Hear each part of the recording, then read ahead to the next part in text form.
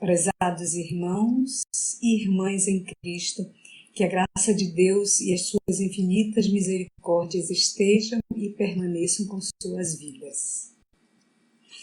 Hoje, a nossa lição tem um tom de restauração e louvor a Deus por ter nos dado Jesus Cristo em nossas vidas. Nós falaremos sobre Jesus ajuda as famílias. Que maravilha sabermos que Jesus pode nos ajudar. Durante todo o seu ministério, Jesus fez muitos milagres narrados por Mateus, Marcos, Lucas, João. E o próprio João registrou em João 21, 25 que muitos sinais e milagres não foram registrados, porque se todos fossem, não caberia no livro.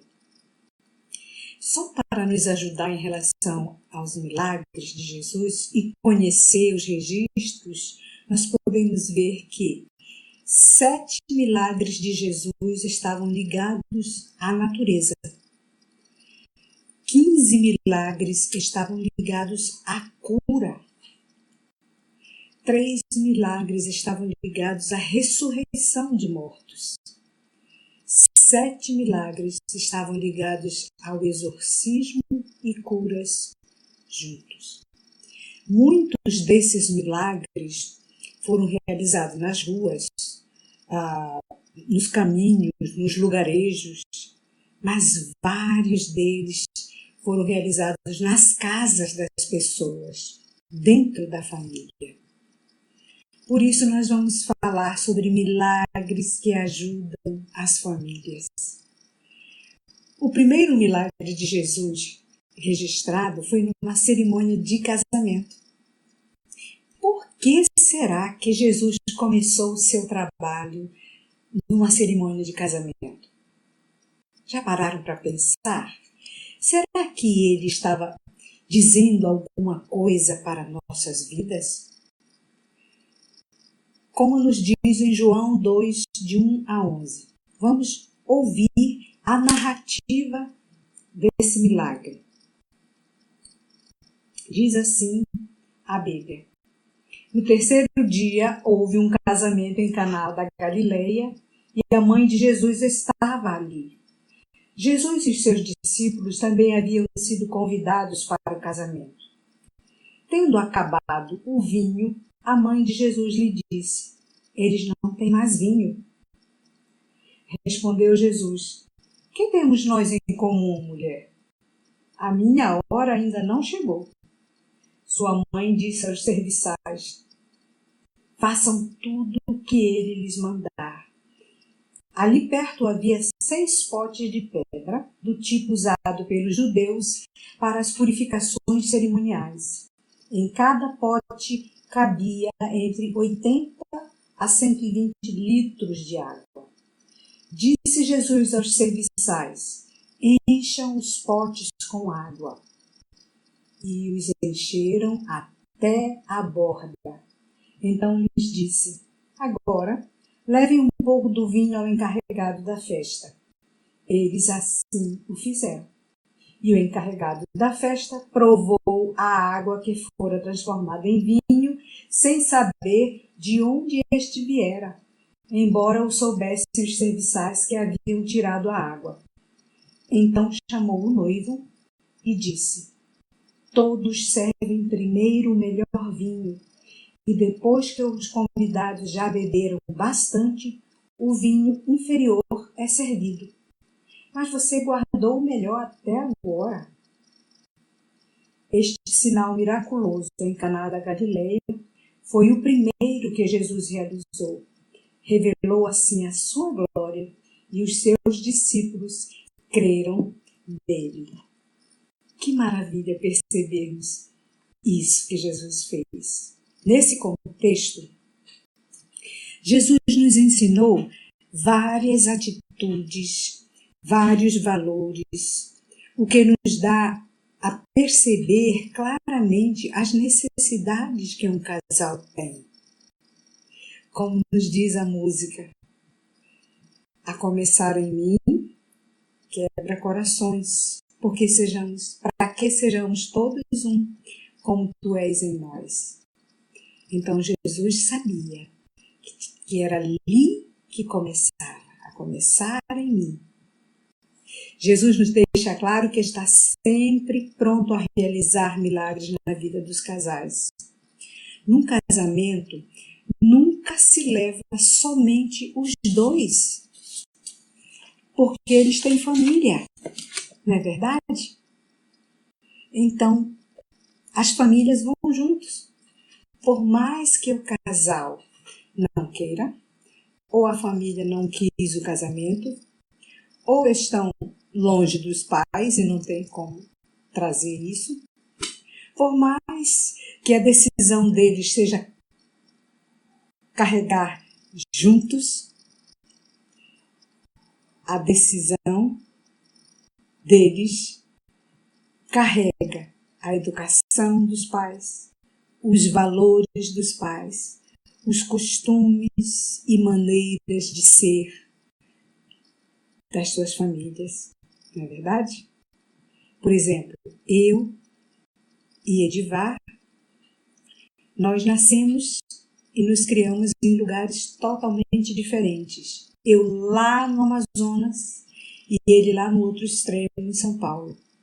Então, essa nossa distância e diferença foi constatada logo nos primeiros dias do casamento. Por mais que a gente tivesse lido sobre o casamento, por mais que a gente achasse que sabia das coisas do casamento, mas quando nós fomos viver juntos, nós vimos imediatamente como Edivar era diferente de mim, como eu era diferente dele, como nós somos diferentes, a educação dele, a minha educação, a maneira dele ser, a maneira dele falar, a maneira dele agir, a minha maneira de falar e de agir.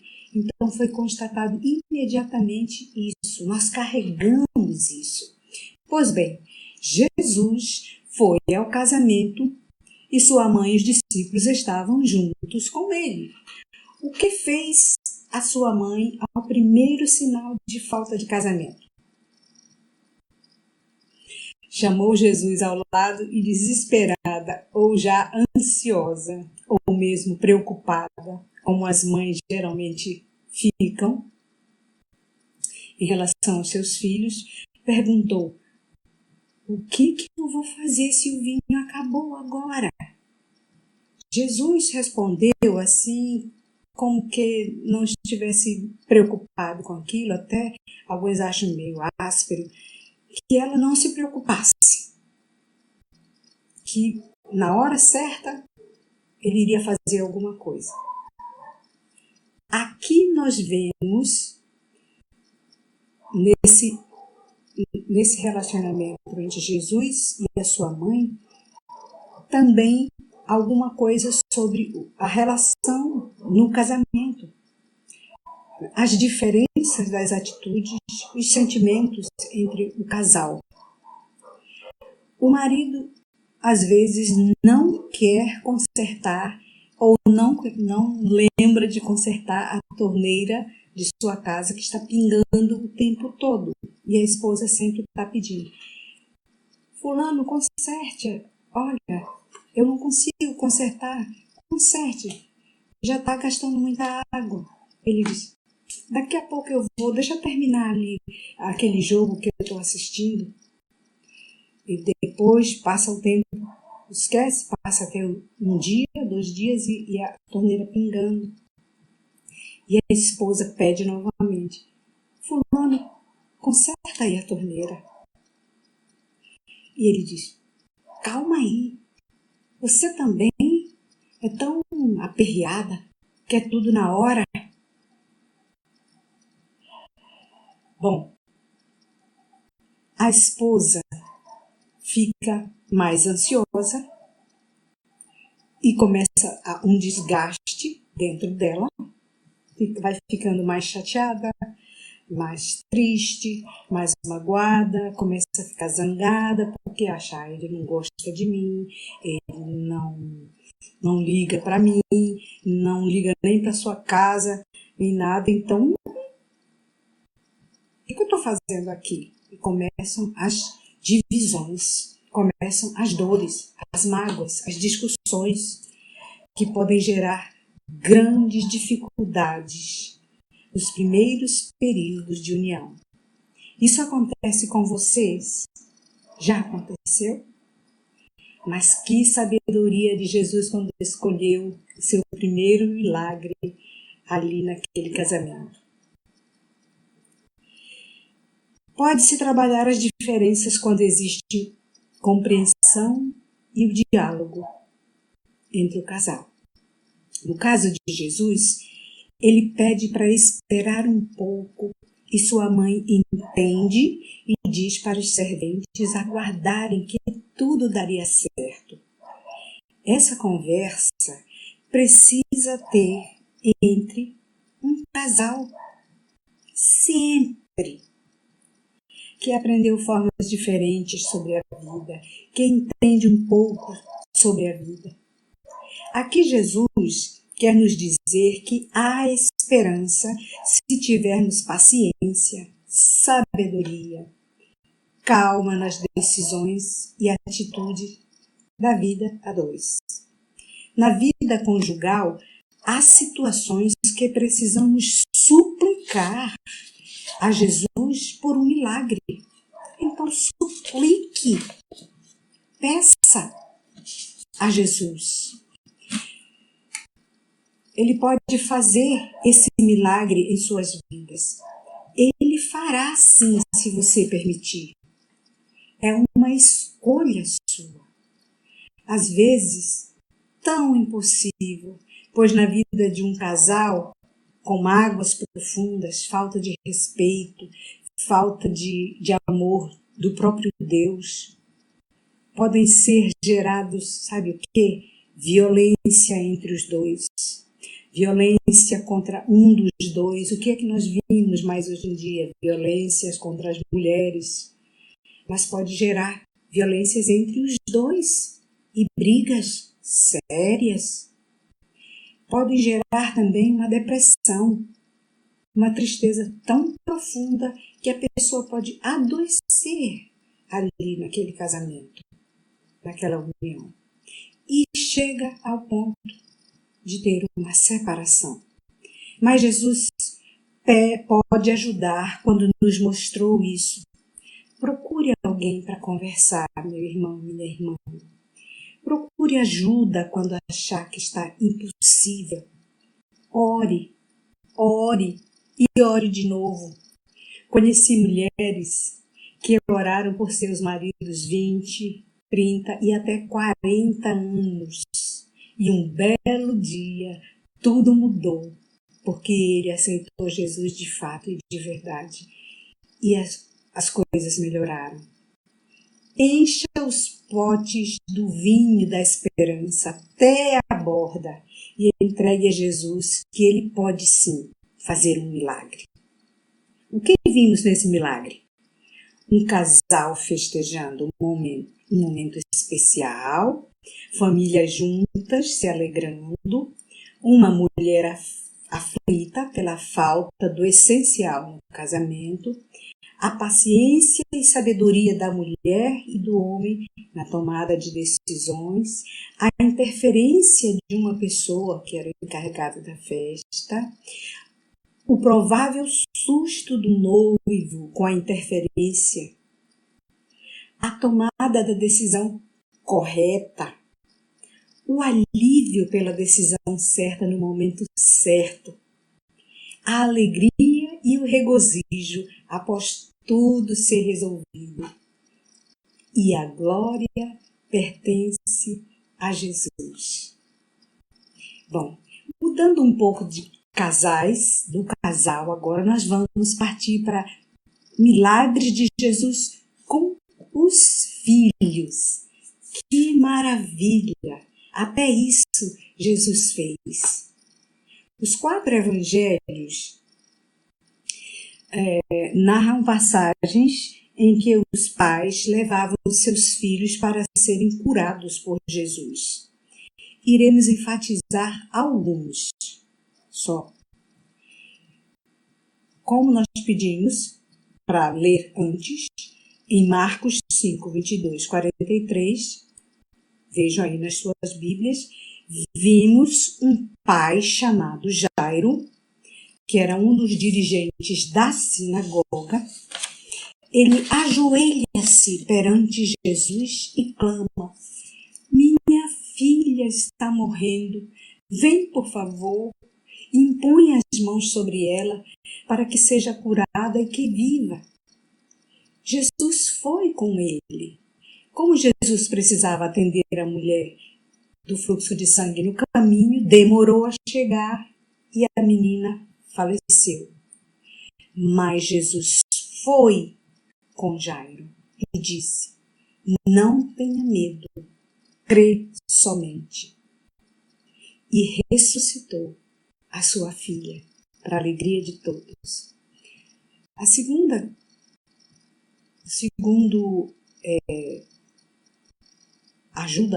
ajuda de Jesus foi a viúva da cidade de Naim, que está em Lucas 7, de 11 a 17. Ela tinha um único filho que já estava rapazinho. E Jesus encontrou aquela mulher no enterro do seu filho. Ela estava chorando muito e havia muito lamento ali, porque era seu único filho. E Jesus teve compaixão daquela mãe e ressuscitou o seu filho para mostrar o poder de Deus e glorificar o seu nome. O terceiro caso está em Marcos 7, de 24 a 30. Vemos a cura da filha de uma mulher cananeia, que era mais uma mulher grega, né? Sua filha foi liberta de poderes demoníacos. Jesus a curou, não vendo quem era, nem de onde nasceu, não fez distinção de raça, de pessoa.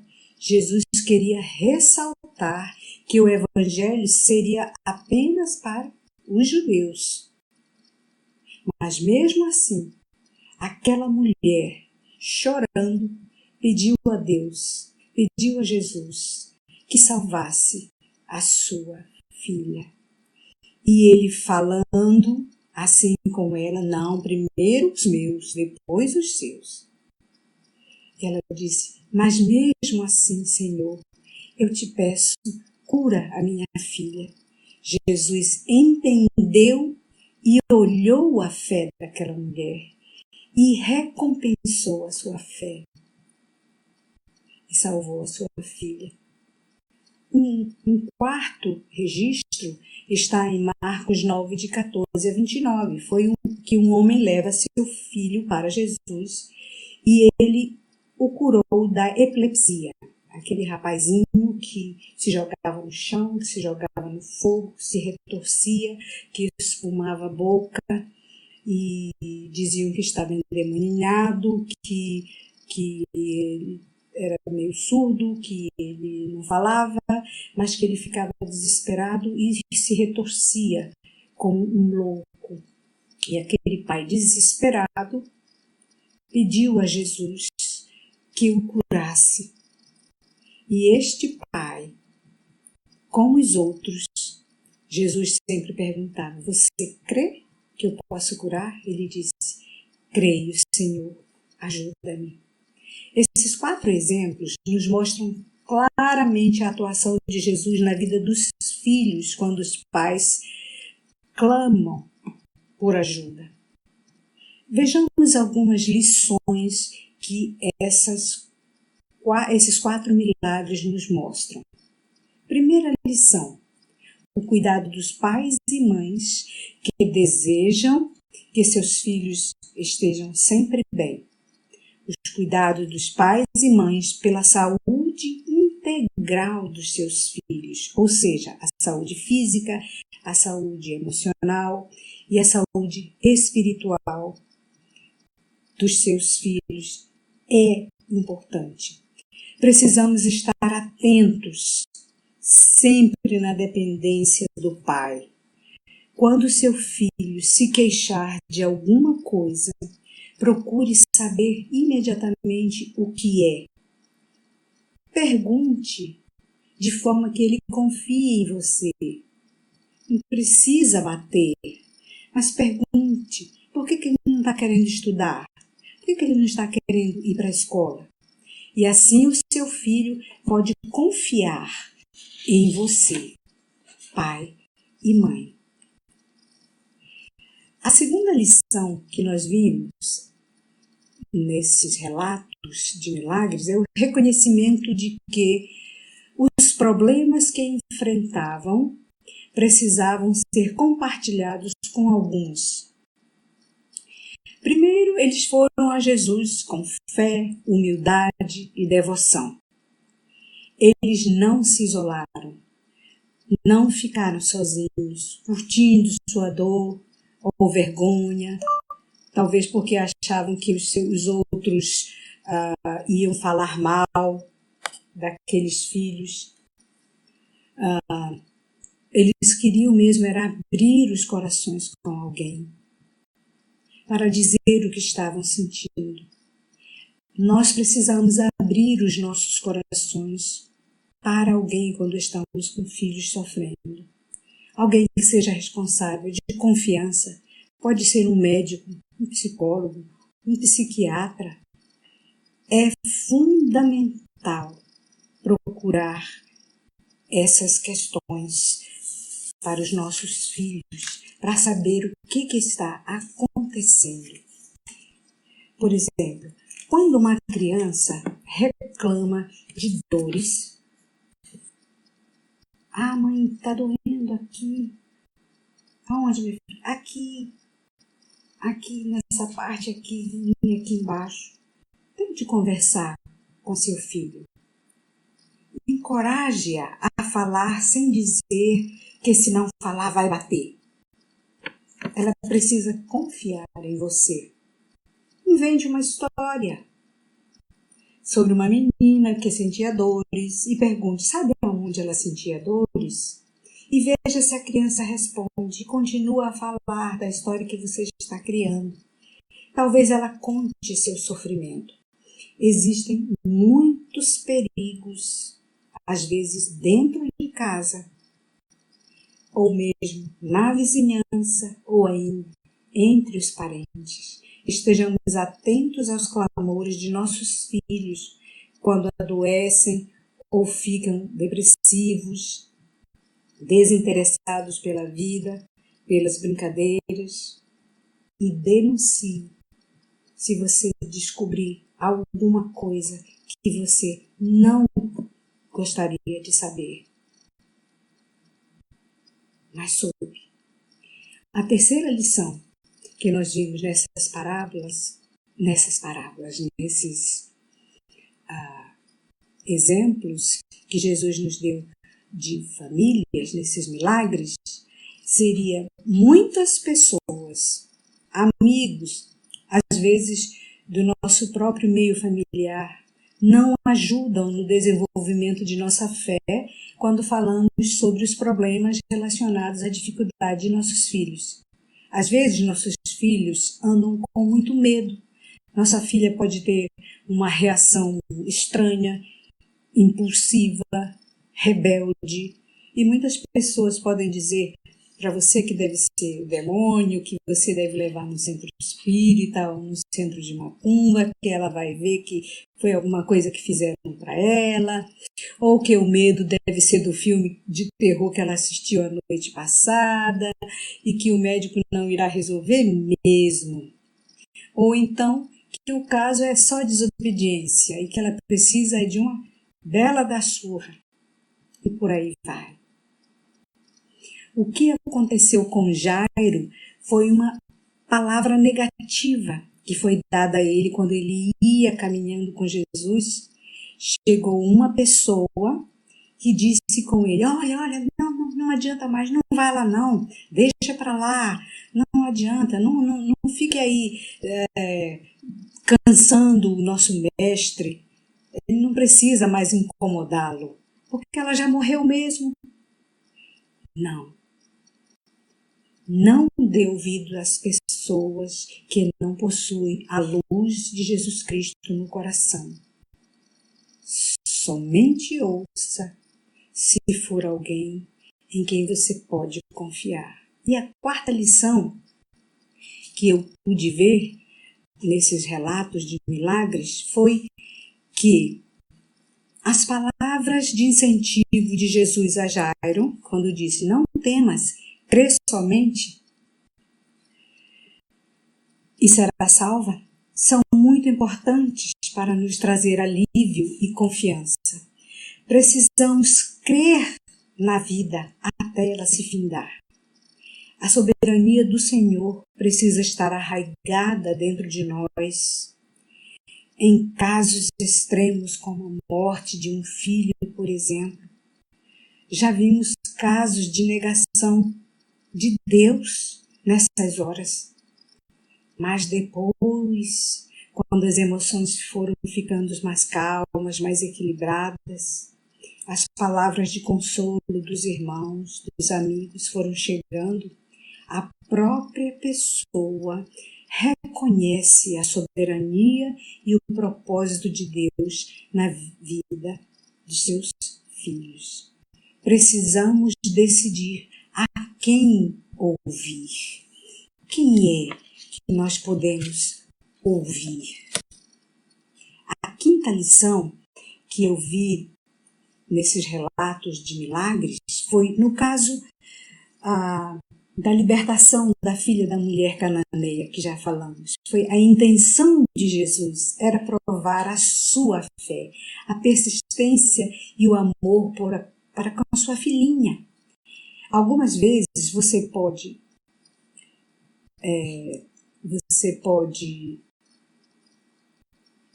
ter a permissão de Deus através de uma enfermidade, que ela pode atingir um membro da sua família, até para trabalhar a fé daqueles que o seguem, ou até a sua própria fé.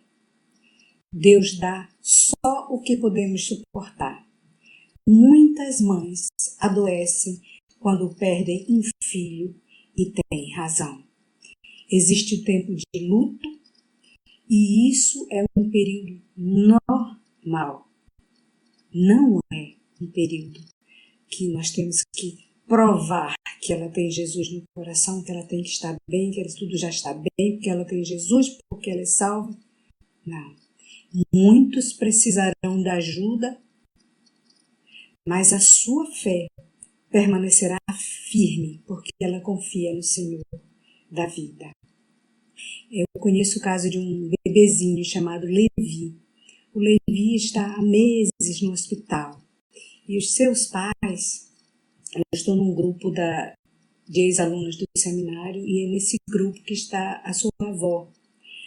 E os pais dessa criança, eles estão diariamente colocando mensagens nos grupos de oração, dizendo da gratidão por aquelas pessoas estarem orando por seu filhinho. E eles reconhecem a soberania de Deus em sua vida. E dizem claramente, nós estamos felizes porque Levi amanheceu mais um dia bem. Mas sabemos que o Senhor é soberano, que Ele faça a sua vontade. Isso é uma decisão muito complexa e difícil.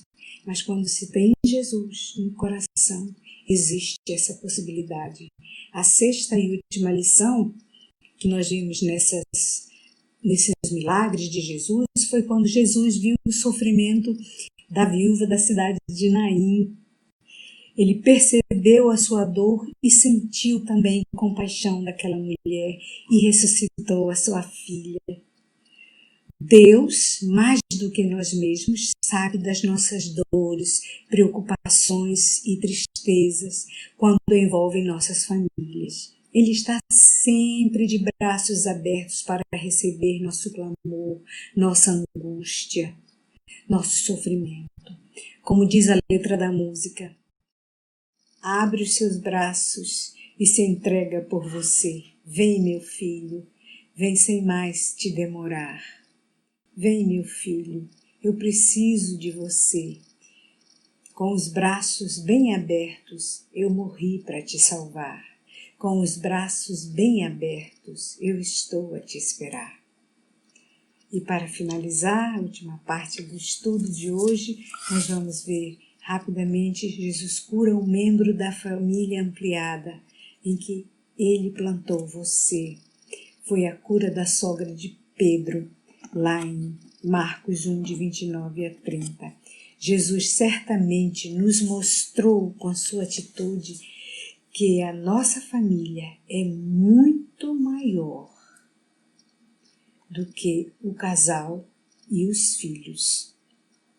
Devemos orar por todos eles, procurar respeitá-los e procurar amá-los. Pedro ficou muito feliz por Jesus ter curado a mãe da sua esposa. Ela era amada por todos, tanto que logo lhe falaram a respeito dela.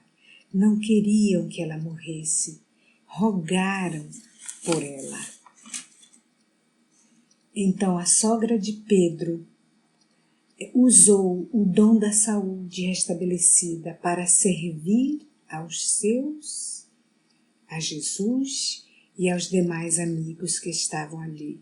Seu serviço era uma demonstração de seu caráter, era uma expressão de gratidão. Esse é o Jesus que deseja fazer milagre na vida dos casais, dos filhos, de toda a sua família. Hoje, confie nele, que ele fará, como diz em Hebreus 13, 18. Jesus Cristo é o mesmo, ontem, hoje e para sempre. Amém.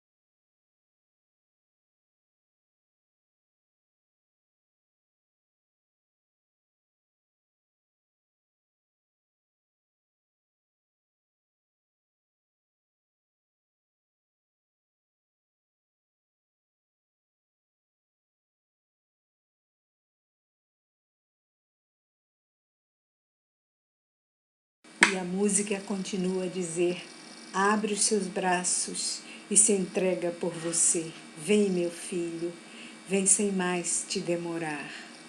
Vem, meu filho, eu preciso de você.